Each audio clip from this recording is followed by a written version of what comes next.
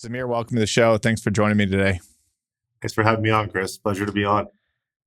Let's just start with a little bit about your background and kind of how you got to doing what you're doing today. Yeah, so I started investing in multifamily in 2013. I bought a duplex for $20,000 in Lakeland. It was a short sale, kind of like when the market just started to rebound from the GFC. I didn't know anything about real estate. Went on Bigger Pockets and YouTube and learned how to do the renovations on my own. I was killing cockroaches with like homemade concoctions, and painted walls, and made cabinet doors. And I had my girlfriend at the time, who's my wife now, help with those renovations, and she wasn't very happy. But look, we learned a lot along the way. Fixed it up, sold it, bought the one next door, and then bought the quadplex, and then bought an 8-unit building, and then 12, and then 50, and then 100. So on and so forth. And here we are today. Now we've got just over 8,000 units, probably 1.7 billion in AUM. We operate in Florida, Texas, Georgia, Arizona, Nevada. Have 27 employees. So it's been quite the ride. Just a little bit of growth in that last 9 years. Were you at a corporate, like were you working at the time you bought your duplex, or did you quit everything to jump into real estate? So funny story. I went to Florida State, Indian family, right? Come from Indian background. My parents wanted me to be a doctor. I did pre-med, and then probably my senior year, I had probably 1 or 2 semesters left. I was like, I don't want to do this. It doesn't make me happy. I don't want to be a doctor. Got into an argument with my dad, and I dropped out of school. So never got my undergrad, and went back to Orlando where I grew up, and ended up getting a restaurant job. I was serving tables at Rainforest Cafe at Disney, and then NBA City at City Walk. Got fired and stumbled upon a sales job selling vacation packages for timeshare resorts. So that was when I was probably 20, 21, and ended up leaving that company and starting my own business selling vacation packages at 21 years old, or 22 maybe. I was 22 years old. And then the business did really well, saved up some money. And then my dad was like, look, all wealthy people invest in real estate. Most people that are billionaires and millionaires are all, they have passive income, and you should really go for mailbox money. And so that's what started,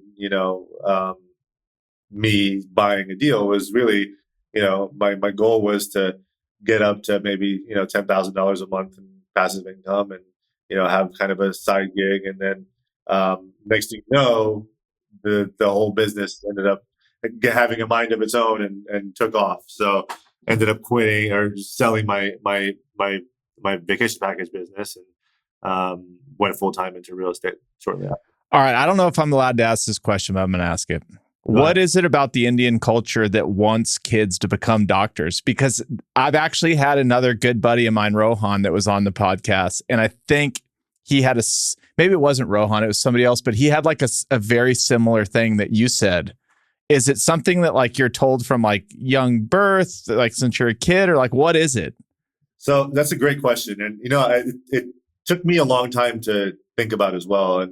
And I think now as an adult, right, you look back, and I'm a new parent now, and why is it just doctors? There's three professions really. It's doctor, lawyer, engineer, right? There's nothing outside that box. Like you within this box, you have 3 choices. Pick one. And this is honestly what it is. So you have we're like my age group is now we're all first generation Americans, right? So you have all these people that have come down, or our parents who are immigrants. They come from India directly. A lot of them were forced, even if they were doctors or lawyers back home, their degrees don't mean anything here. So they, in turn, have become entrepreneurs, right? and which is true for a lot of kind of Asian immigrants. And I think for them, it's the struggle of entrepreneurship. There's no guarantee of income, right? It's ups and downs. So the one way to guarantee you're going to make money is to go to school, get educated. Doctors, lawyers, engineers are very high paying guaranteed jobs, or they were, right? And so you can come out of school, you can get a job, you're making a couple $100,000 a year, and your family's solid, right? And then if you want to turn that into a business and start your own medical practice, you can take it that route. So I think that's just kind of in a box is how they think, like, okay, this is a surefire way to succeed and be safe, right? So look, there's always good intention behind it. I think now that again, there's good intention, but had I known, look, finance makes just as much, if not more, I probably would have been like, man, Dad, I should have been, should have went the hedge fund route. Yeah. All right, I just had to ask that. Well, I feel your story a lot. We have a similar story, and kind of starting with the duplex and going on from there. What was, I guess, okay, you had success on the first couple. And you said you kind of kept moving up chain. How were you financing as you kept moving up chain? Like, when did you kind of turn this into a full-time business where you started hiring? Like, what was kind of the moment or moments? So, back when we started in 2013, it was still pretty difficult to get financing. Yeah. Especially from banks and stuff. And oddly enough, I had messed up my credit in college. So I had this $700 credit card, went 60 days late, right? And this is when I was 18. And then because of that, it was a $50 payment, right?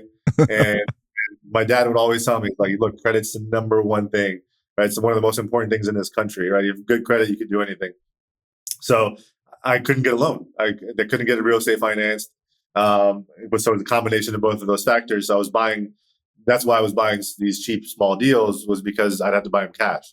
Yeah. I was buying $30,000, $40,000, properties, paid all cash. And then eventually, once that late payment fell off and banks started to get a little bit more lenient, I found a bank. I think it was BB&T. They did a blanket loan just to take out on all of my assets. So finally, I was able to kind of refinance everything. Had a nice chunk of capital now. Used that as a down payment on my first kind of larger multi-deal, right? And that's how kind of we started to really grow. I would say we didn't hire our first employee till 2018, which was 5 years after we started. And that was really our first institutional deal we did. We ended up finding a large deal. And at which point we were like, look, we may be, we're glad we got this done, but we don't want to be in over our skis. So we got to bring someone else with experience that can really manage this asset for us and has strong asset management expertise, and, kind of get the level of reporting for our investors and whatnot up. Were you managing all along, or were you third party managing throughout all that? So I'd say the first 300 units I bought, which is a lot of duplexes and quadplexes, we managed ourselves, and I hated it. I absolutely hated it. And for a while I was like, look, maybe real estate isn't for me, and this isn't fun. I'm taking toilet calls, and this isn't really what I signed up for. It's not as sexy as people think, right? And I didn't even know you could third party it. And then finally, someone told me. So someone comes around, is like, you only got to pay like 5%, and I'm like, really? I'm like, that's worth it.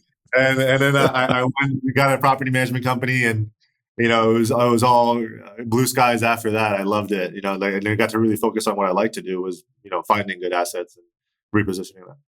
All right. So when 2018 hit and you started moving to like institutional size deals, I want to spend like a little bit of time on, and I'll give you a little backstory on my end. When we decided to get into industrial in 2016, we hired two teams. We hired an industrial team and we hired a Class B multifamily team. And our whole thing was either we're going to do both, maybe we'll do one, or if there's a clear winner, like we'll go there. And in 2016, our biggest issue, and we were talking about some of our mutual friends that we have, like every multifamily deal is a big deal. Like you just buy a 200 unit deal, it's just the number is a large deal. And we just kept running into like, you haven't bought one yet. Like you've never done a $50 million deal. And we just but then on the industrial side, it was still kind of new. The deal sizes were a little bit smaller. We had a lot more room to run. So how did you kind of make the jump or like convince people to give you that first deal in a market where it was already pretty hot in 2017, 2018? It's a good question. So prior to doing that deal in 2018, the largest deal we had ever done was $2.5 million. So we jumped from 2.5 million to 40 million. And everyone was like, it was. So I was living in Orlando. I moved to LA, and one of my best friends, he was in the private equity space. He just passed away last year, but he was in private equity, and I'm talking to him about what I do and the returns we generate in the business, and he's like, look, you could really scale this, right? There's a lot of institutional equity out there, but they're not gonna write $2-3 million checks. It has to be over 10 million. So if you find a $40 million deal that's appetizing, there's probably enough capital out there for you to chase, that will chase it. So I tied up this deal, and everyone's like, you don't have a track record, right? You've never done this before. How are you going to do it? And I kind of used my cold calling background and went down a list of thousands of people, right? Emailed them, called them. And finally, there was one group that was, willing to take the risk, right?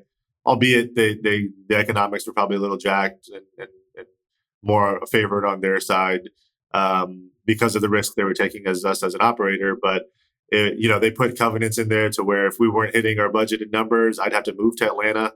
Like we would have to spend at least 50% of our time in Atlanta and all this kind of stuff. So they were protected. But it was kind of, I would say, just I want to say dumb luck, right? We found one group that was willing to take a bet, and I think the deal was a very, very good, solid deal. Then once you get that one under your belt, then it becomes a lot easier. But then it is one of the biggest things is like, okay, what comes first, the chicken or the egg? How do you get institutional? How do you get the track record if no one's willing to do it, right? So that's kind of how we jumped into our first one. I want to talk about, like, it'd be interesting. Like if we had done this podcast 6 months ago, we'd be having a different conversation. So we're not going to get to today yet, but let's just like kind of continue from 2018 to 2021. You grew a ton. I mean, you bought $1 billion or more in a 3 or 4 year period. Clearly things were going right. You're in a good market. Let's just talk about like how you were sourcing deals. What mattered to you? I love the markets that you're in. I know real estate isn't total rocket science, but like what was driving you to do the markets you were doing? All the markets that we've chosen, we're demographically driven, right? So what we're looking for is A, kind of a healthy business environment, B, population growth, job growth, rent growth. So all those drivers have to all be there, right?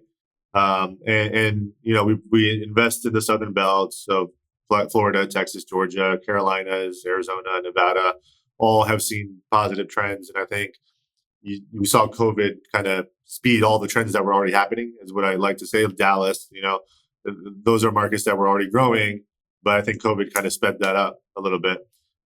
So that's really how we pick our markets, right? We want to see growth and positive trends.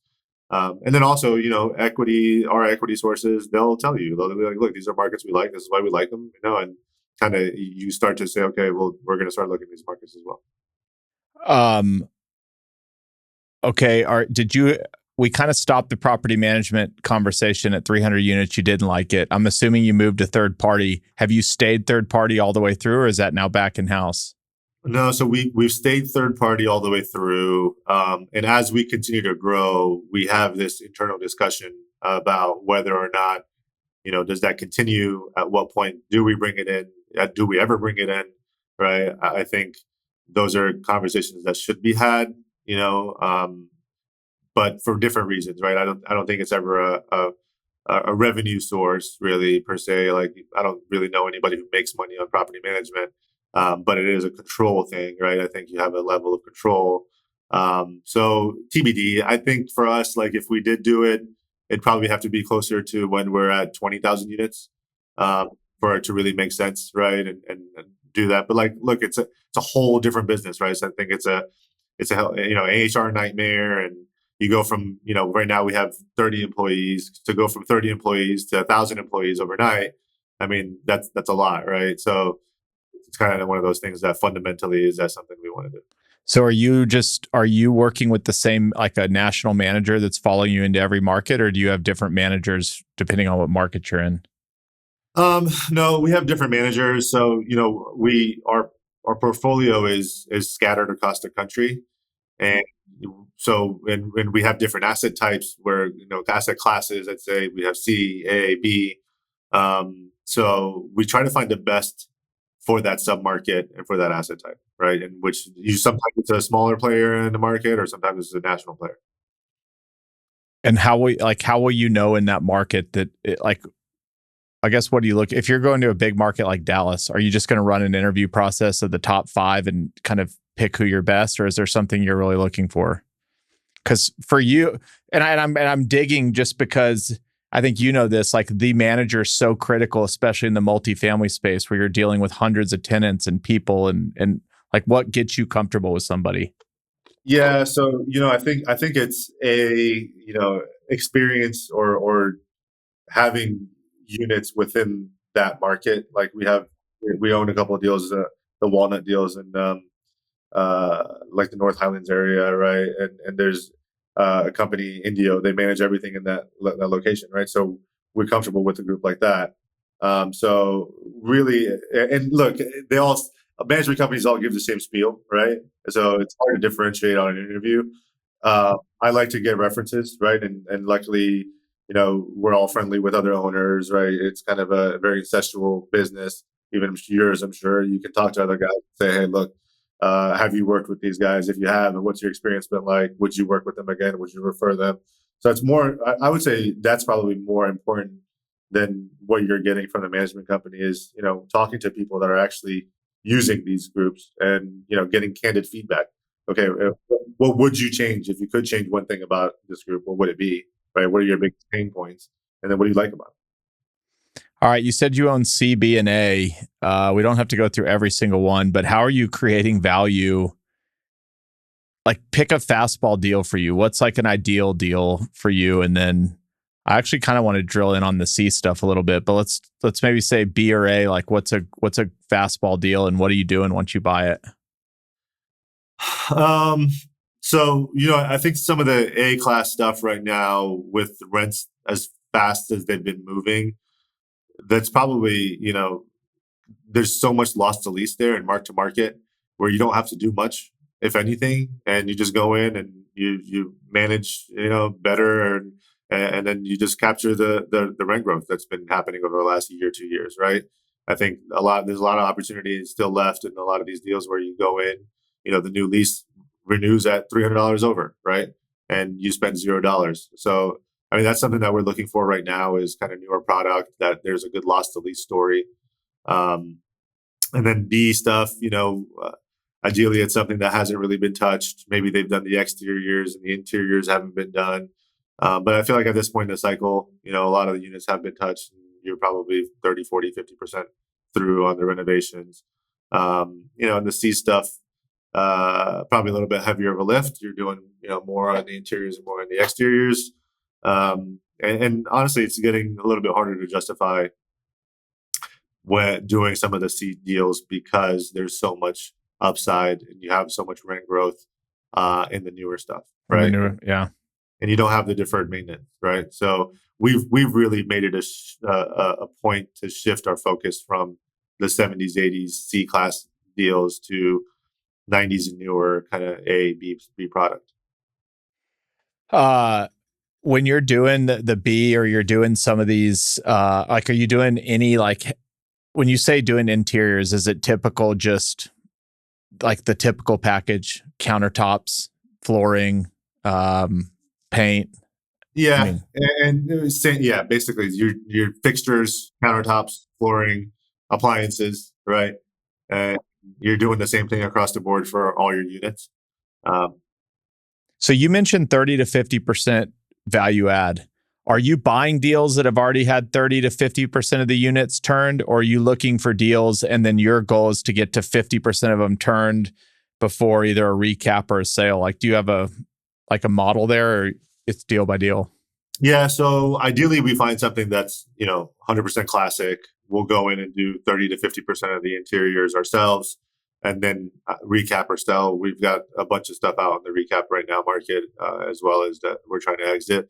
But then we'll also say, okay, maybe X seller that we're looking at a deal, maybe they did a renovation, but it wasn't a full renovation. So we'll call it a partial reno, right? And then we'll say, okay, we'll take the other 50% to a full renovation scope, to a premium level finish. And then the other 50% that the seller did, that is still left to be value added to the full scope, right? So we can say, we show you what's possible, take the other 50% and take that up one more level. So we've done a little bit of both.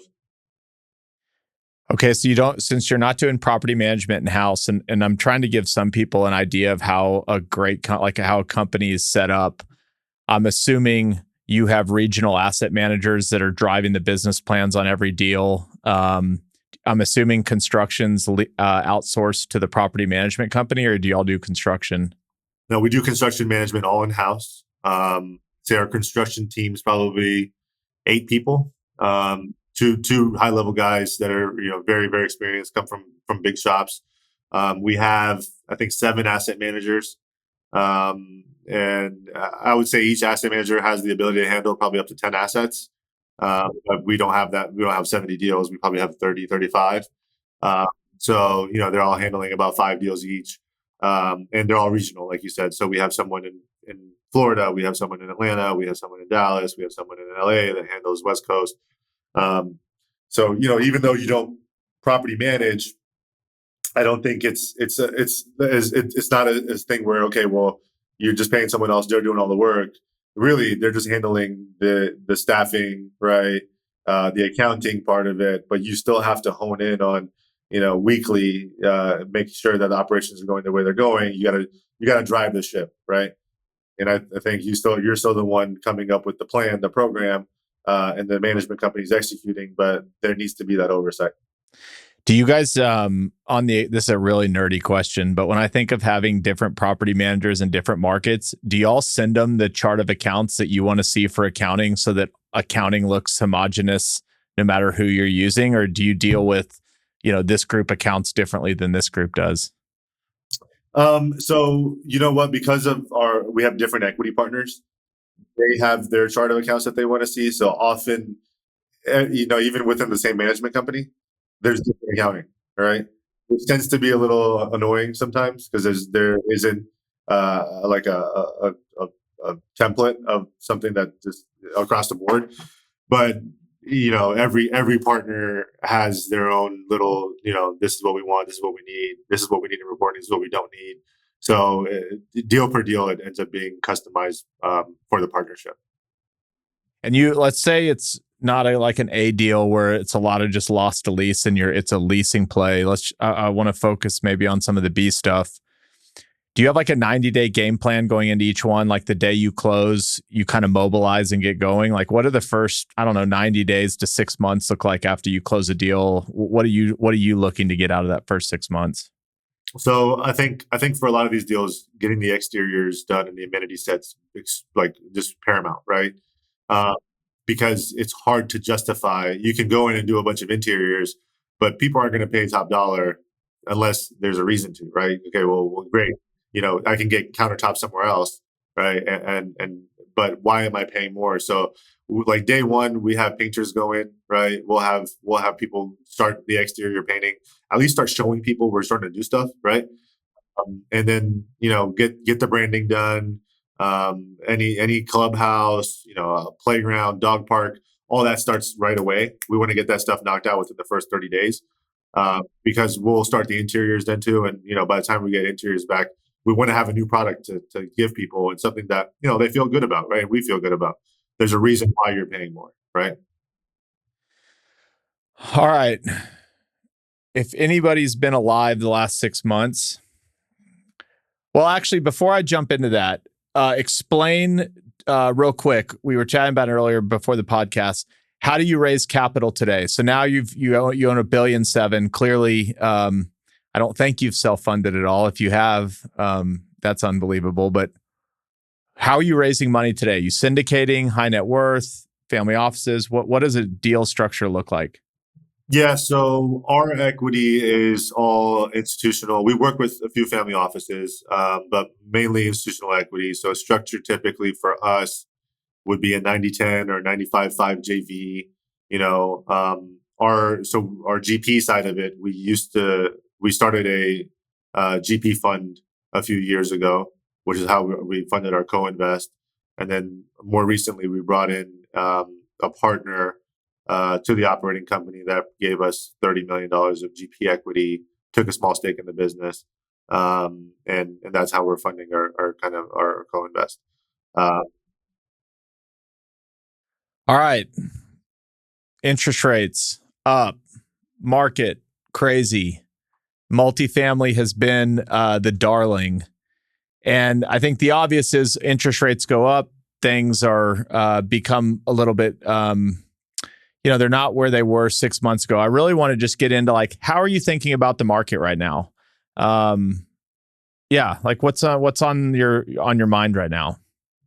Well, I think multifamily and industrial both have been darling. So we've both picked very, very good asset classes to invest, especially in an inflationary environment. Look, interest rates obviously have really kind of thrown everything for a loop, right? Capital markets has been in flux.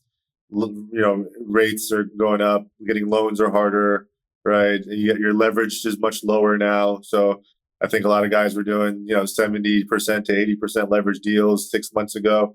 Doesn't really exist anymore. You're more 55, 60%. So getting deals just to pencil is hard, right? And I think you've got obviously there's been cap rate compression over the last 12 years. Now you have expansion going on, and I've seen movement, between 150 to 200 basis points on the cap rate, right? Which is a lot. And I think it's difficult to underwrite deals today because you don't know where the Fed is going exactly, right? And I think a lot of us were like, okay, hopefully this is going to stop in September, and the Fed's going to take their foot off the gas, and things will start to stabilize and eventually come down, or at least stay flat. And then this last announcement, Fed's going to continue to be aggressive, and today's CPI numbers surely won't help, right? So the Fed, I'm sure, will continue to be aggressive, and so it's difficult to figure out where the market's going, and look, do cap rates continue to expand, right? And are we still looking for deals? Yes, I think there are great deals to be had. There's probably a lot more. You have a lot more choice right now and an opportunity to buy because the buyer pool is slimmed down and there's not much competition. But I do think it's a time to be patient because things are going to get. I think rates are going to go higher and cap rates will probably continue to move, right? So our sense of view is we'll do the right deal if we see it, but we want to be patient. Yep. Bridge debt, like a lot of the value add plays in general were getting done were, floating bridge that got you into a permanent loan. On deals that are getting done right now, is bridge debt still in the mix, or is that kind of dried up for now? It's non-existent. Like the guys that are out there, it's SOFR plus 475, 500, right? You just can't get that stuff to pencil. And the CLO market just doesn't exist anymore for those bridge guys, which is how they package their loans and whatnot. So a lot of those players are just out completely if they're even playing. Really, it's just 100% Fannie Freddie now. Even the banks, which was a lot of people were moving to, they're not really equipped to handle this much volume, right? So they hit capacity right away. So they've allocated already more money than they can handle for the year, so they won't start coming back until next year. So really, it's agency, right? You have to go Fannie Freddie today, and Fannie Freddie's tapping out at 55 or 60%. So what are the rates at 55, 60%? It's moving. I know the Freddie just sent out a letter saying they're moving spreads by 15 or 20 basis points. But I'd say fixed is probably 5.5, maybe closer to 6 right now. And where was it at the beginning of the year? 3-4%, it's 3.5. So yeah. So and then floaters, your SOFR plus the 300 probably, um so again, things are hard to pencil right now, just given low leverage and high interest rates. Are rents still moving fast? Have you started to see them slow down? Like, I know it's market to market, but in general, like in industrial, I can say in most of our markets, rents are still continuing to move nicely. Obviously, if you just looked at rents, you'd be like, oh, the economy doesn't look crazy bad. And then you start looking at interest rates and you're like, everything's starting to stop unless it's the right deal, like you said. So what are you seeing kind of at the fundamental level? How are rents holding up? Rents are strong. The fundamentals are stronger than ever, I think. Look, is there some softening? Yes. But look, we expected that, right? I think everything we bought in 21 or 22, the thesis was, look, you're not going to see the type of rent growth. It's going to flatten out at 2023 anyway, right? You're not going to see 20% rent growth again. So even for those markets that have come down a bit, it's really not down, right? It's just not as strong as it was, the last 24 months, which I don't think anyone was expected to hold up. But like Florida, our rents are stronger than ever, right? Just like nothing's happening, which is, again, it's a little weird because on the operational side, everything's amazing, right? And then on the capital market side, it's a whole different story. But I think even though things have paused on the capital market side because of interest rates, I think given the fundamentals are so strong, things will pick back up and probably go right back to where they were. I think everyone's just waiting for a little bit of clarity on where are interest rates going, right? And then once there's a little sense of, okay, things are starting to slow down and we know where pricing is and where pricing should be, then I think everyone will just jump right back in. Yeah, what's interesting, and I don't know where the Fed gets their inflation data. It's October 13th as we're recording this. It's like home prices are down, automobile prices are plummeting, inventories are starting to stack up. Like everything is teeing up for when I saw 8.5% inflation, I was kind of shocked because the major things are starting to go down. So who knows? But like we've learned, don't fight the Fed. It appears like we're going to get at least another hike, maybe 2. Hell, we might get 10 more. Who knows? Who knows? That's the problem, right? No one knows. But like even the CPI numbers, they have lagging data on the rent, right? The rent increases are play a huge part in that data. It's 6 to 9 months stale, right? So if you take today's data, which is flattening rent growth, right, then we're not in a position to where I don't think it's as bad as we think it is. I know you don't have a crystal ball. If you did, you probably wouldn't be buying real estate. You'd be trading bonds or something where you could maybe be in the hedge fund world. But we were talking about this earlier, and I'm just curious how you think about it from the standpoint of if everybody's pausing, there's more dry powder kind of in the system than ever before. What we were talking about earlier is like if the signal for everybody to press go again is cheap prices, that seems like maybe we're all, it's like we're looking at this tidal wave that might be coming at us and maybe it comes or it doesn't. And we're all kind of waiting for cheap prices. But as we talk about, the fundamentals of leasing, we haven't even touched on like the lack of supply that's been built over the last decade. You think we're just going to have like a dead year where not a lot happens and then we kind of pick back up again? It's hard. Is there anything you're seeing that you go, well, maybe if this happened, there could be a major correction in multifamily pricing? So, look, I think interest rates have already started pricing. Pricing has adjusted, right? We've seen 15 to 20%, I'd say, in some markets from 6 months ago, right? So that's a huge drop.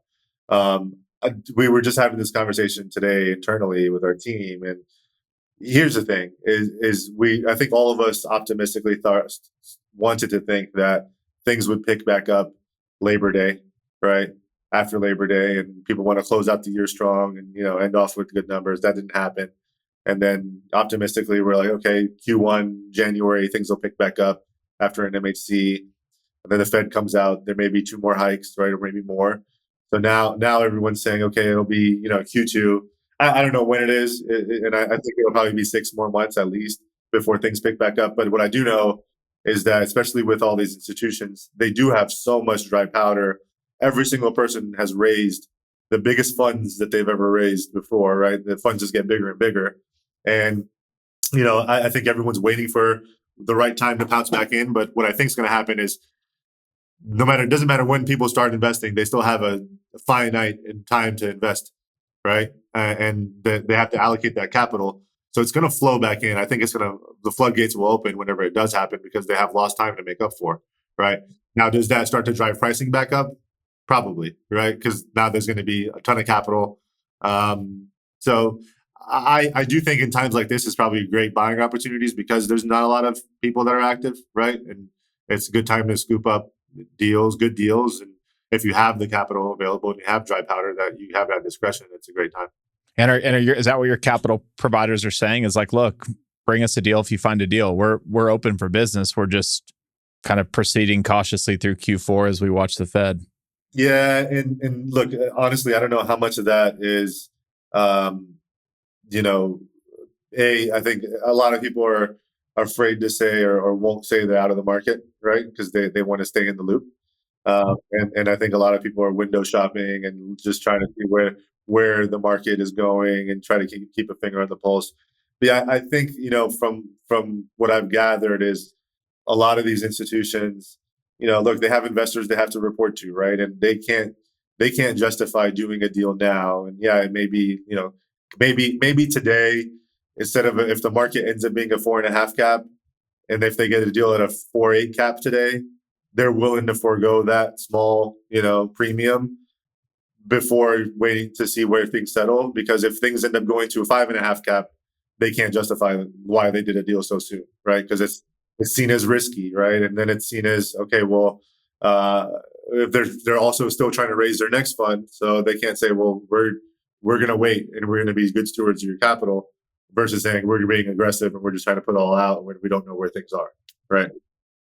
When you said 15 to 20% down, are deals actually starting to trade there, or that's just where everything would be valued if it was to trade? Like, what sellers are really, if you see a deal in the market right now, why are people selling right now knowing kind of what's going on? Or are you just kind of saying if somebody were to sell, it would be marked down 20%? We're seeing some trades, right? So it's all circumstantial. Here's the thing, because the market still moves so much. If you bought the deal 24 months ago, you're still making a lot of money if you sell a deal today, right? Because look, NOI has gone up tremendously. Cap rates are still probably higher than when you purchased them, and so there's still money to be made. And I think a lot of people, they may have a 3 to 5 year horizon, or that time period's coming up, right? Or their loans are maturing, right? I will say, though, a lot of people are in the market to test to see where they're getting, and the deals aren't trading, right? And sellers aren't going down. So I think I have a feeling like that the people that are actually selling and trading today, it's circumstantial, and which is why I'm saying I think if you do have dry powder, you could probably get some pretty good deals, because as a seller, right, as an owner of properties, we were going to take out 15 deals this year, right? Now we're only taking out 2 because we know it's not the right time to sell those. And now if we were in a compressed cap environment, yeah, we would absolutely sell them. How do you think about, let's see, interest rates for like a home mortgage are like 7% now? I'm assuming that's going to force a lot more people to rent longer. Like, that probably hasn't made its way fully into the system yet. But again, some of these things aren't rocket science. Higher mortgage interest rates, people aren't buying. They got to do something. But like, how are you thinking about the tailwind that high mortgage interest rates give to multifamily folks? Yeah, and honestly, it's very real, right? I think that's one thing is especially in a recession and when interest rates go higher, I think, look, people need a place to live.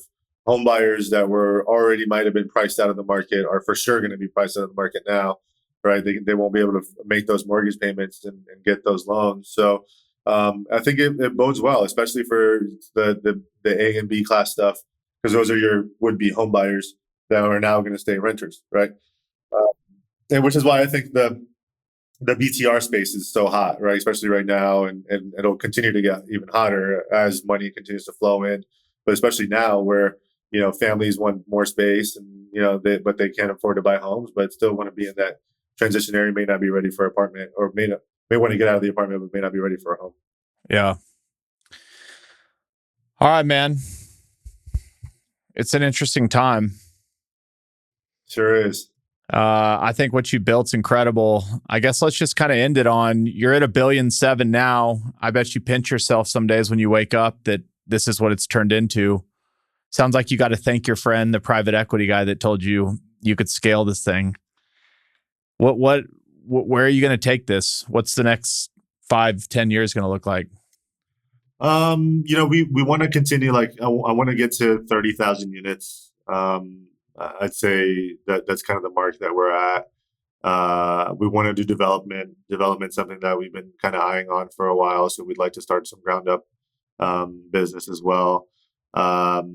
I'd like to start playing in some different asset classes as well. Maybe industrial one day or public storage, and just start to diversify a little bit. BTR is another space that we're looking at the moment as well. So just kind of, going out within real estate, which is why I love it so much, because there's so many ways you could take this, right? There's no reason to be, kind of black and white and just do one thing. So hopefully we're a multifaceted, kind of fully dimensional firm that's around for a long time. Real quick, what's BTR? Build to rent. Oh, yeah. Rental. All right, man. This was awesome. Congrats on all your success. I look forward to getting to know you better. All right, brother. Likewise, man. Take it easy. Thanks for having me on. It was a pleasure.